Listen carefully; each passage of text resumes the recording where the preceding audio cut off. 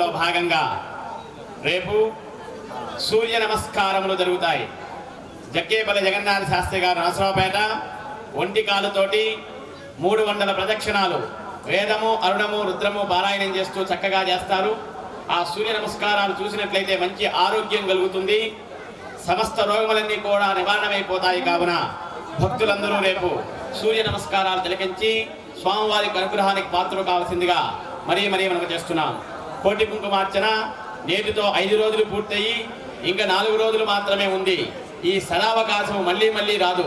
కావున గ్రామంలో పట్టణంలో ఉండేటువంటి ప్రతి ఒక్క ముత్తైదువు కన్యపిల్ల కూడా ఈ కోటి కుంకుమార్చనలో భాగస్వాములయ్యి అమ్మవారి యొక్క సేవలో పాల్గొని అమ్మవారి యొక్క తీర్థ ప్రసాదం స్వీకరించి అమ్మ అనుగ్రహానికి పాత్రలు కావాల్సిందిగా మరీ మనం చేస్తున్నాం.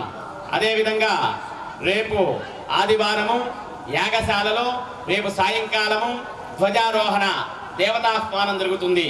ఆ కార్యక్రమంలో సంతానం లేనటువంటి మహిళలకు అమ్మవారి యొక్క కొడి ముద్ద ధ్వజ ప్రసాదం ఇవ్వడం జరుగుతుంది. కావున భక్తులు ఆ యొక్క ప్రసాదాన్ని స్వీకరించి అమ్మ యొక్క అనుగ్రహానికి పాత్రలు కావాల్సిందిగా మరీ మనం చేస్తున్నాం.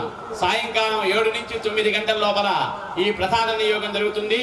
కావున తలస్నానం చేసి తెల్లని వస్త్రములు ధరించి వచ్చి ఆ యొక్క అమ్మవారి ప్రసాదాన్ని తీసుకొని అమ్మవారికి నమస్కారం చేసుకొని ఆ ప్రసాదాన్ని స్వీకరించినట్లయితే అమ్మ అనుగ్రహం వల్ల మీకు తప్పక సంతానం కలుగుతుంది. కాబట్టి భక్తులందరూ యొక్క సదావకాశాన్ని వినియోగించుకోవాల్సిందిగా మరీ మనం చేస్తున్నాం.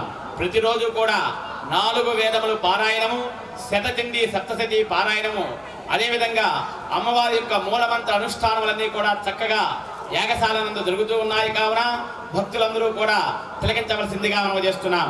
శుభం భూయాత్. సర్వే జన